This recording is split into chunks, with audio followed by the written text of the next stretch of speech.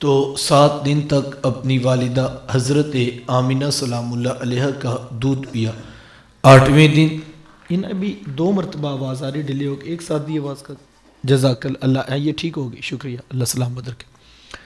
8ویں دن یہ اعزاز دشمن اسلام ابو لہب کی کنیز ثویبہ کو حاصل ہوا۔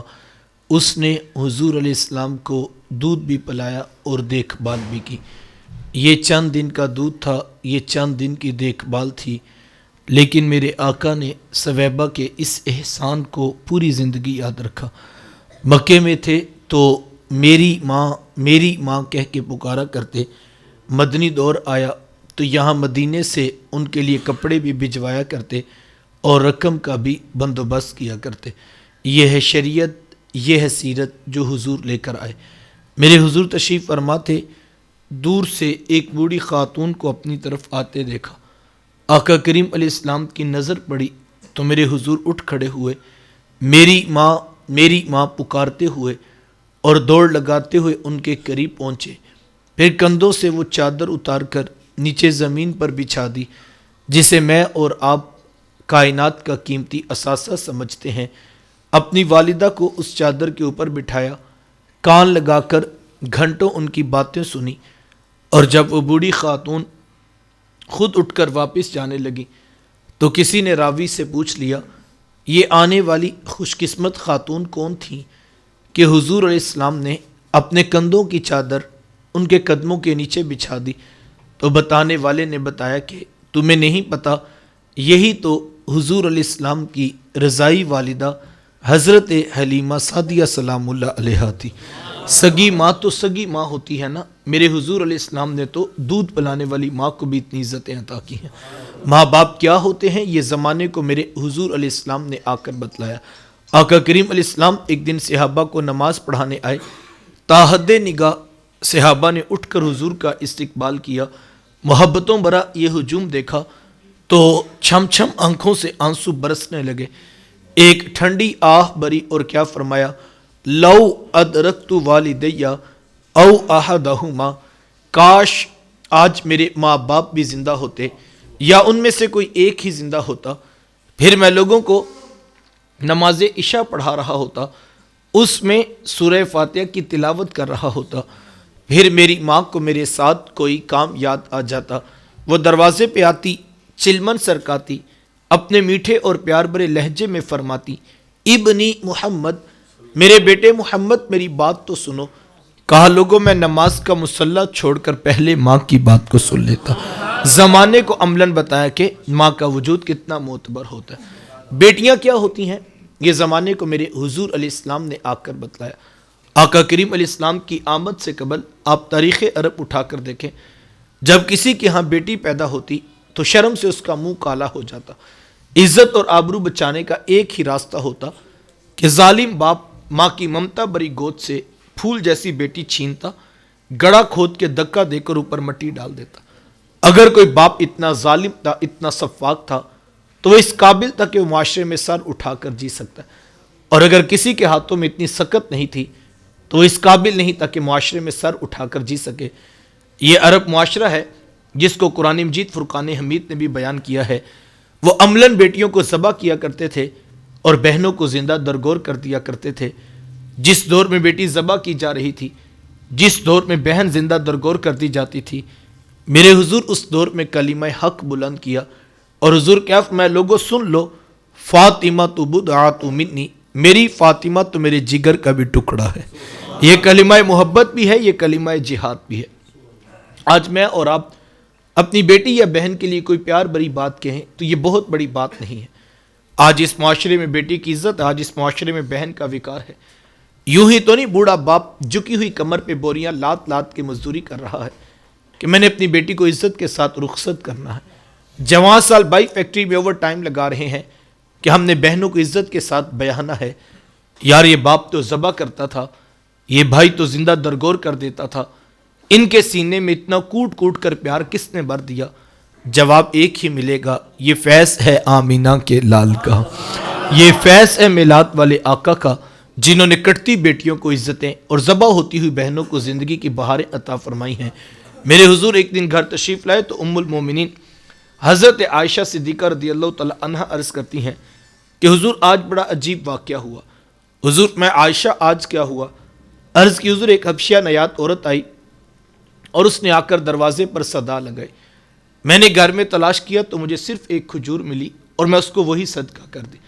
حضور اس نے اس کھجور کے 2 ٹکڑے کیے، ایک دائیں جانب والی بیٹی کو کھلا دیا اور ایک بائیں جانب والی بیٹی کو کھلا دیا۔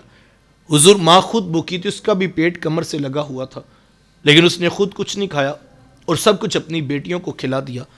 یہ کہتے کہتے ام المومنین آپ دیدہ ہو گئے، آنکھوں میں آنسو امڑ آئے۔ تو حضور میں سنو عائشہ، اگر کل قیامت کے دن ان بچیوں کی ماں کو جہنم میں جانے کا حکم ہو گیا تو یہ بیٹیاں درمیان میں آڑ بن کے کھڑی ہو جائیں گی کہ مالک ہم تو اپنی ماں کو جہنم میں نہیں جانے دیں۔ اللہ ان بچیوں کی سفارش قبول کر کے ان کی ماں کو جنت کی راحت عطا کر دے گا۔ کہاں بیٹیاں باعث شرم و ننگوار سمجھی جاتی تھی اور کہاں بیٹیاں ہی دخول جنت کا بھی سبب قرار پائی۔ خود فرمایا جس کو اللہ نے 2 بیٹیاں یا 2 بہنیں عطا کی، پھر اس نے ان کی پرورش کی، ان کی تربیت کی، یہاں تک کہ ان کا نکاح کر دیا، اور پھر پیچھے سے بھی اس نے خیر خبر رکھی، تو میرے حضور ماتے اتنا خوش قسمت شخص ہے، کل قیامت کے دن میرے اتنے قریب ہوگا جتنی یہ 2 انگلیاں آپس میں قریب ہیں۔ یہ اعزاز، یہ تکریم کس کو ملے گی؟ جس نے بیٹیوں سے وفا کی ہوگی۔ بہنیں کیا ہوتی ہیں؟ یہ زمانے کو میرے حضور علیہ السلام نے آ کر بتلایا۔ آقا کریم علیہ السلام کی نہ کوئی سکی بہن تھی، نہ کوئی سگا بھائی۔ میرے حضور در یتیم ہیں، لیکن جب رضاعت کا شرف عطا کرتے ہوئے میرے حضور حضرت حلیمہ سعدیہ سلام اللہ علیہا کے ہاں تشریف لے گئے تو ان کی ایک بیٹی تھی جن کا نام شیمہ یا شیمہ بتایا جاتا ہے۔ وہ رشتے میں حضور علیہ السلام کی رضائی بہن لگتی تھی۔ قبیلہ بنو سعد کے رواج کے مطابق شام کو جب مائیں کھانا پکانے لگتی تو بہنیں اپنے بھائی گود میں اٹھا کر باہر کھلے میدان میں آ جاتی۔ ہر بہن کی گود میں اس کا بھائی ہوتا اور وہ اپنے بھائی کے حسن کے قصیدے پڑھ رہی ہوتی۔ اگر کسی کے بھائی کا رنگ کالا ہوتا تو وہ کہتی رنگ کالا ہے تو کیا ہوا، میرے بھائی کے نقوش دیکھو کتنے خوبصورت ہیں، اس کی اٹی ہوئی ناک، اس کی جھیل جیسی خوبصورت آنکھیں تو دیکھو کتنی پیاری ہیں۔ تو وہ نقوش کو معیار حسن قرار دیتی۔ اور اگر کسی کے بھائی کا رنگ گورا چٹا ہوتا وہ کہتی رنگ نہیں تو کچھ نہیں، حسن تو ہوتے ہی سارا رنگت میں ہے، میرے بھائی کا رنگ دیکھو کتنا گورا چٹا ہے۔ تو یہ بحث مباحثہ چل رہا ہوتا اور کوئی بہن ہار ماننے کو تیار نہ ہوتی۔ اتنے میں ایک سمت سے حضرت شیمہ اپنا ویر محمد اٹھا کے لے آتی اور کہتی ذرا میرے ویر کا مقابلہ بھی تو کرو نا۔ تو وہ کہتی نہیں شیمہ، تیرے ویر کا مقابلہ تو نہیں نا، تیرا تو ساروں کا ہی سردار لگتا ہے۔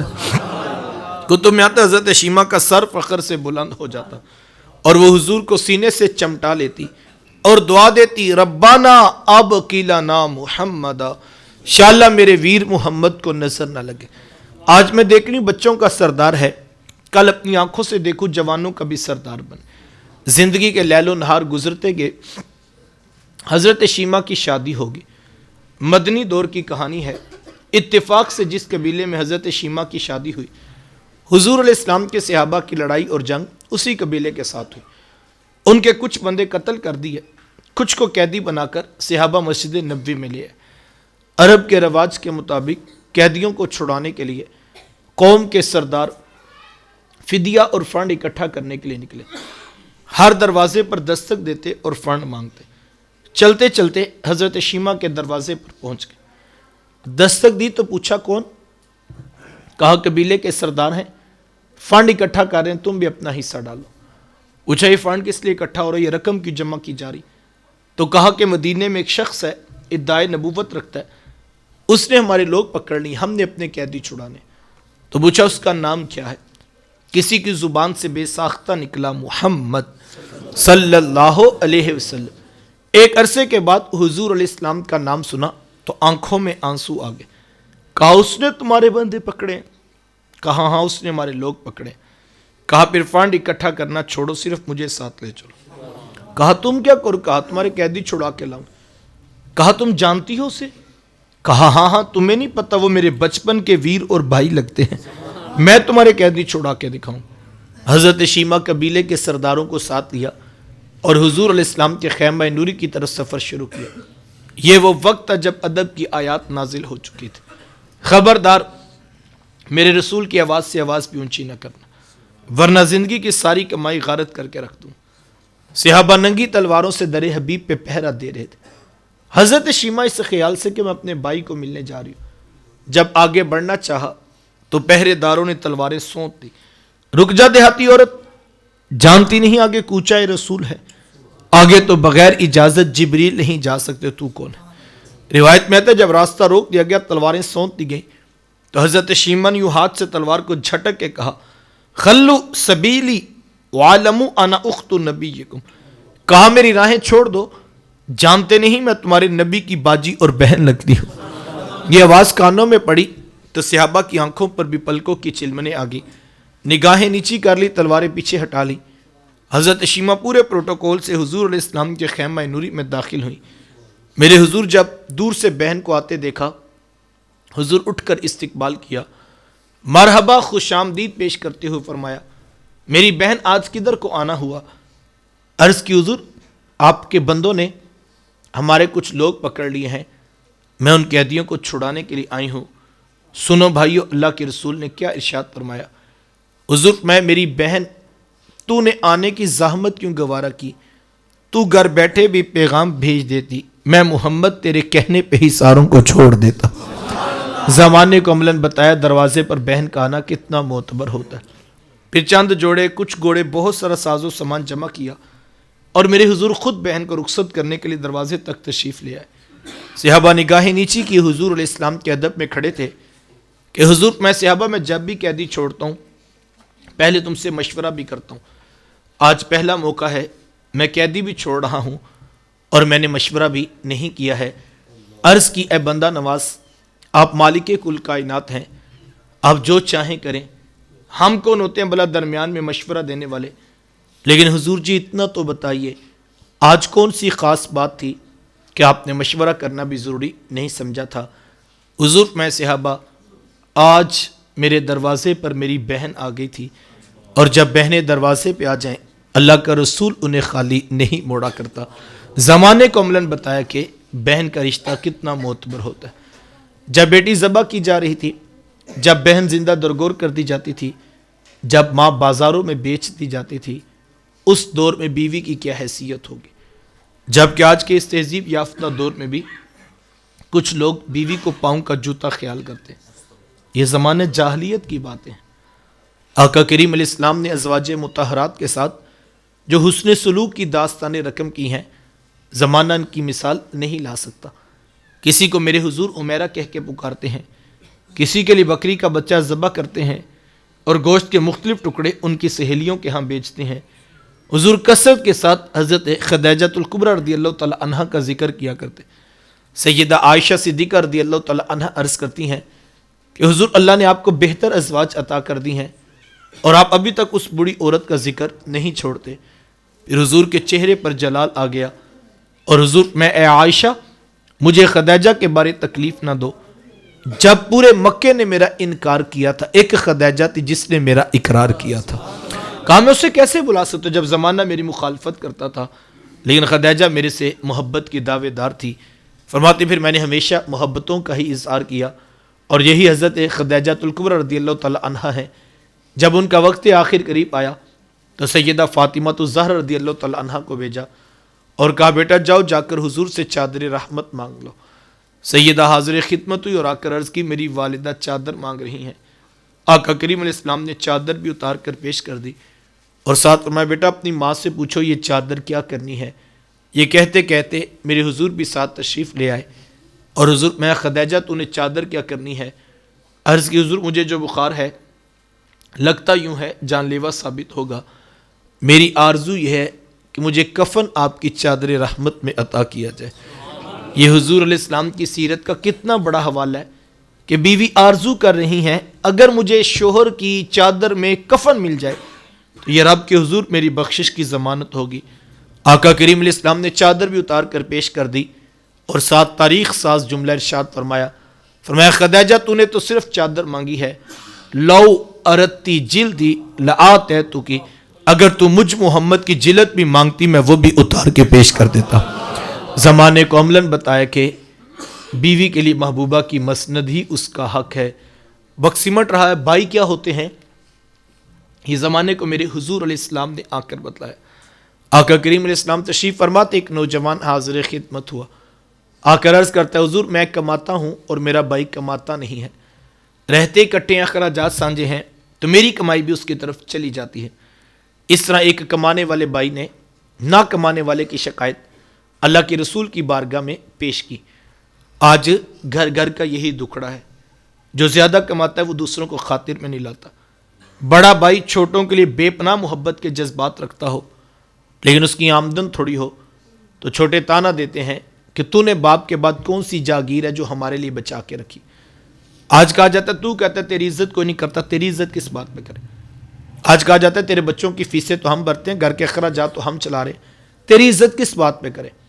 آج جس بھائی کے پاس دولت زیادہ نہ ہو، سگے بھائی اس کی عزت کرنے کے بھی روادار نہیں۔ اور اب تو حالت یہ اگر کوئی بھائی بیچارہ غریب ہو، اس کا بھائیوں کی لسٹ میں تعارف بھی نہیں کروایا جاتا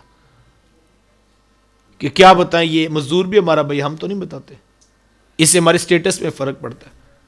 ہاں کوئی ایم پی اے ہو، کوئی ایم این اے ہو، کوئی چیئرمین ہو، وہ تیسرے خاندان کا بھی ہونا تو ہم کھینچ کے اپنے کھاتے میں ڈال لیتے ہیں تاکہ پتہ لگے ہم شروع سے ہی امراء کے خاندان سے تعلق رکھتے ہیں۔ لیکن میرے حضور علیہ السلام نے کتنی بڑی بات ارشاد فرمائی۔ سائل پوچھتا ہے میں کماتا ہوں، وہ کماتا نہیں، رہتے اکٹھے اخراجات سانجے تو میری کمائی بھی اس کی طرف چلی جاتی ہے۔ تو حضور میں ہو سکتا ہے اللہ تجھے رزق تیرے اس بھائی کی وجہ سے دے رہا ہو جو کماتا نہیں ہے۔ کتنی بڑی بات ہے یار، یہ تو کرم ہو گیا صاحب کہ اس نے تیرا ہاتھ دینے والا بنایا، لینے والا نہیں بنایا۔ اگر تیرا ہاتھ لینے والا بنا دیتے تو کیا کر سکتا تھا؟ تو بھی تو اسی ماں کا بیٹا ہے، تو بھی تو اسی باپ کی اولاد ہے، تیری رگوں میں کوئی الگ سے سرخ رنگ کا خون تو نہیں دوڑتا، تیرے دماغ میں الگ سے سوچوں کے سوتے تو نہیں پھوٹتے، تجھے اپنی ڈگریوں پہ ناز ہے، تیرے سے بڑی بڑی ڈگریوں والے لوگوں کے آگے خاک چھانتے پھرتے۔ یہ محض اس کا کرم تھا صاحب، اس نے تیرا ہاتھ دینے والا بنا دی۔ ساری برادری، پورا خاندان 30 سال سے کاروبار کرنے والے نیچے رہ گئے، تیرا ستارہ اوجے سریا کی بلندیوں کو چھونے لگا۔ تجھے اونچا اس لیے تو نہیں کیا تھا کہ تو ایم پی اے، ایم این اے، وزیروں، امیروں کے ہاں دعوتیں اڑاتا پھرے، تجھے تو اونچا اس لیے کیا تھا کہ تو پلٹ کے اب نیچے دیکھتا اور جو بہن بھائی نیچے رہ گئے تھے اب ان کو کھڑا کرنے کا سوچتا۔ وہ کسی دانشور نے کسی کروڑ پتی کا انٹرویو لیا تو پوچھا جناب آپ کروڑ پتی کیسے بنے؟ آج ہر شخص چاہتا ہے میں بھی راتوں رات امیر ہو جو میں بھی کروڑ پتی بن جاؤں۔ تو پوچھا جناب آپ کروڑ پتی کیسے بنے؟ تو اس نے مسکرا کے کہا میں نے اپنے نیچے والوں کو لاکھ پتی بنا دیا، قدرت نے مجھے کروڑ پتی بنا دیا۔ جو نیچے والوں کے بارے میں سوچتا ہے اللہ اس کو رزق کی فراوانیاں عطا کرتا ہے۔ صاحبو یہ وہ محبتوں کا درس ہے، یہ وہ الفتوں کا پیغام ہے، یہ وہ جوڑنے کی تعلیمات ہیں جو لے کر میرے حضور اس کائنات میں جلوہ فراز ہوئے۔ لیکن آج ہم ان چیزوں سے بہت دور جا چکے ہیں۔ آج گھر گھر کے اندر ایک آگ چل رہی ہے اور کوئی اس کو بجھانے کی سوچ بھی نہیں رکھتا ہے۔ ابھی تو ہم بھڑکانے کا ہی مزاج سیکھ رہے ہیں، اور حال یہ ہے کہ چند ٹگوں کی خاطر بھائی بھائی کا گریبان پکڑ لیتا ہے۔ یہ آپ کے شہر لاہور کی کہانی ہے کہ 30,000 روپے کی خاطر بھائی نے بھائی کا گلا کاٹ دیا۔ کیا اوقات ہے 30,000 روپے کی، لیکن جب خون سفید ہو جائے تو رشتوں سے زیادہ نوٹ عزیز ہو جاتے ہیں۔ خدا را اپنی اولادوں کو رشتوں کا تقدس سکھاؤ، انہیں بتاؤ بڑوں کا ادب زندگی ہے، انہیں بتاؤ چھوٹوں پہ شفقت یہ دین ہے، انہیں بتاؤ بیٹا سب کچھ دولت نہیں ہوتی، ہم تو یہ بتاتے ہیں پتر سارا کچھ پیسہ ہی ہوتا ہے، انہیں بتاؤ بیٹا رشتوں کا تقدس بھی زندگی ہے، انہیں بتاؤ بہنوں کا پیار بھی زندگی ہے، انہیں بتاؤ بھائیوں کی شفقت بھی زندگی ہے۔ سب کچھ پیسہ نہیں ہوتا، بہت کچھ پیسہ ہوتا ہوگا لیکن سب کچھ پیسہ ہی نہیں ہوتا۔ بڑوں کا ادب سکھاؤ اپنی اولادوں کو، اور یہ بہت بڑی دولت اگر آپ نے اپنی اولاد کو دے دی۔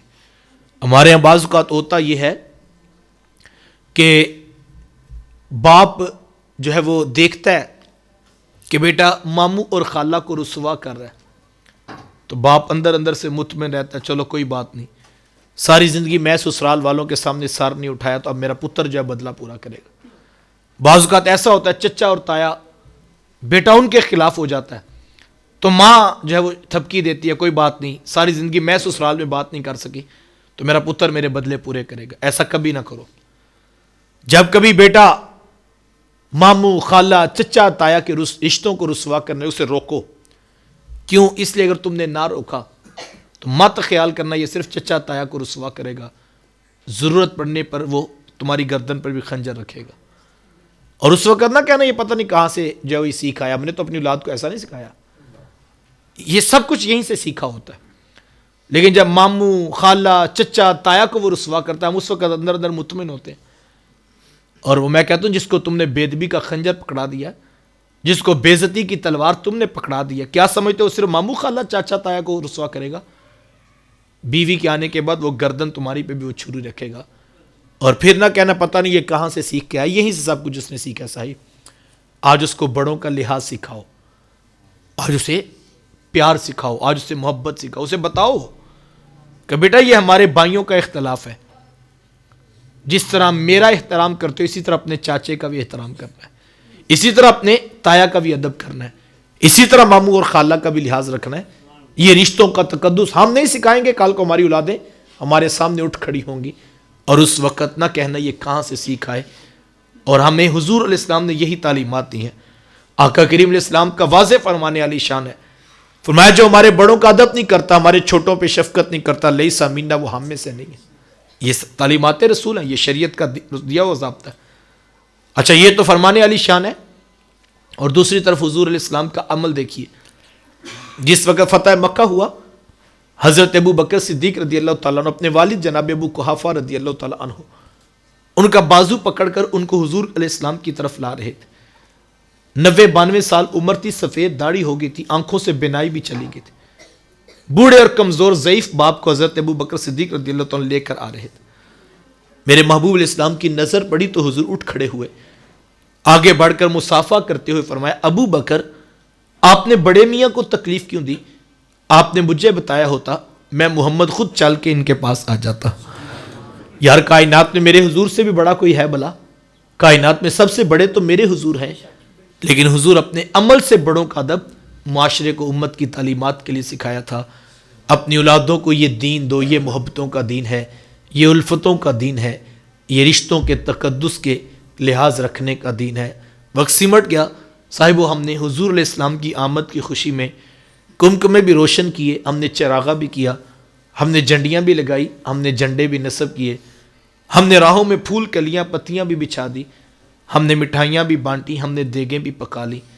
یہ سب کام باعث برکت ہیں، میں ان کی نفی نہیں کرتا، لیکن میں اتنا ضرور کہوں گا کہ بیٹا یہ سب کچھ باعث برکت ضرور ہے، لیکن یاد رکھنا یہ آغاز سفر ہے، یہ منزل نہیں ہے۔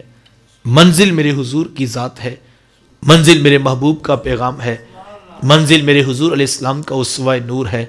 بڑا نادان مسافر ہوگا جو آغاز میں تو جھنڈیاں بھی لے آیا، پھول بھی لے آیا، جس نے دیگیں بھی پکا لی، لیکن اس نے منزل کا سفر نہ کیا، واپس چلا گیا، تو منزل اس کو نہیں ملے گی صاحب، منزل اسے ہی ملے گی جو منزل کی راہوں پہ مسافر بن کے چلے گا۔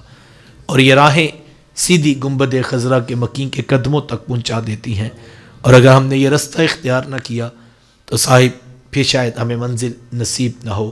آئیں منزل کا سفر کیجیے۔ کتنا اچھا ہو کہ کوئی نوجوان جب آج محفل میلاد سے اٹھ کر جائے تو بوڑھے باپ کے سامنے ہاتھ جوڑ کر پاؤں پکڑ کر معافی مانگ لے، اور باپ بھی پکڑ کر بیٹے کو سینے سے لگا لے اور کہے بیٹا میں بھی تجھ سے راضی ہوں، لیکن یہ بھی تو بتاؤ یہ اتنی اچھی باتیں کہاں سے سیکھ کر آئے ہو؟ تو وہ کہے بابا آپ کو نہیں پتا، رات تو ان کا میلاد سنا ہے جنہوں نے فرمایا تھا باپ راضی ہے تو عرش کا رحمان بھی راضی ہے۔ یہ بھی ایک میلاد ہے۔ ہاں کوئی جا کے بوڑھی ماں کے پاؤں پکڑ کے ماں کو راضی کر لے تو ماں ہنس کے یہی کہے گی نا پتر میں تو پہلی راضی ہوں، بھلا میں نے تیرے سے کیوں ناراض ہونا ہے؟ لیکن بیٹا مجھے اس بات کی خوشی ہے کہ تجھے اپنی غلطیوں کا احساس ہوا، لیکن یہ بھی تو بتاؤ یہ احساس کی دولت ملی کہاں سے؟ تو کہ امی آپ کو نہیں پتا، رات تو ان کا میلاد سنا ہے جن کی بارگاہ میں ان کی رضائی والدہ بھی آئی تو کندھوں کی چادر اتار کے قدموں کے نیچے بچھا دی۔ اسی وقت ارادہ کیا تھا آج کے بعد ماں کے سامنے لہجہ بھی اونچا نہیں کروں گا۔ ہاں کوئی نوجوان صبح فجر کی نماز میں با جماعت نظر آ جائے، علامہ صاحب اس کو مبارکباد پیش کریں اور کہیں بیٹا کمال کر دیا، آج پہلی نماز فجر کی اور وہ بھی با جماعت، یہ راتوں رات تبدیلی کیسے آ گئی؟ تو وہ کہ حضرت آپ کو نہیں پتا، رات تو ان کا میلاد سنا ہے جنہوں نے فرمایا تھا میری آنکھوں کی ٹھنڈک بھی نماز میں رکھی گئی ہے۔ ہاں کوئی بہن برقعے کی چادر، حجاب، اوڑھنی، نقاب سکاف لینے کا عہد کر لے. اس کی ہم جولیا کالج میں بیٹھے پوچھیں کہ تو دوپٹے کو بوجھ سمجھتی تھی, تو کہتی تھی برقع قید خانہ ہوتا ہے, یہ چادر بھی لے لی, برقع بھی پہن لیا, حجاب اوڑھنی, نقاب, سقاف بھی آگے, یہ سب کچھ کیسے بدل گیا؟ وہ کہے بہن تجھے نہیں پتا, رات تو ان کا میلاد سنا ہے, جن کی بارگاہ میں کافر کی بیٹی بھی آئی تو انہوں نے اپنے کندھوں کی چادر اس کے سر کے اوپر ڈال دی تھی. اسی وقت ارادہ کیا تھا آج کے بعد کوئی غیر محرم میرا چہرہ نہیں دیکھے گا. صاحب یہ منزل کا سفر ہے, یہ کٹھن ہوگا, اس راہ پہ چلیں گے, صبح پانی ٹھنڈا بھی ہوا تو پھر وضو کرنا پڑے گا, کیونکہ ہم نے منزل پہ بھی تو پہنچنا ہے, ہم نے محبوب کی اداؤں کو اپنانا ہے, ہم نے محبوب کی سیرت اور ان کی سنت کے اجالے اپنی زندگی میں شامل کرنے ہیں. میں آپ احباب سے معذرت خواہ ہوں کہ آپ کے پاس بر وقت حاضر نہیں ہو سکا. ہم تو جمعہ کے بعد صرف عصر اور مغرب کی نماز کا ہی وقفہ کیا رستے میں, لیکن چونکہ موسم بھی کچھ خراب تھا اور کچھ آپ کے ہاں روڈ کا بھی ہمیں اندازہ ہوا کہ, لیکن آپ کا تو قصور نہیں ہے, تو آپ کو انتظار کی تکلیف دیکھنا پڑی, چونکہ روڈ پر بالکل گنجائش نہیں تھی کہ گاڑی تیز چل سکتی, تو آپ کو انتظار دیکھنا پڑا. اللہ اور اس کے رسول کی خاطر آپ مجھے معاف کیجیے گا.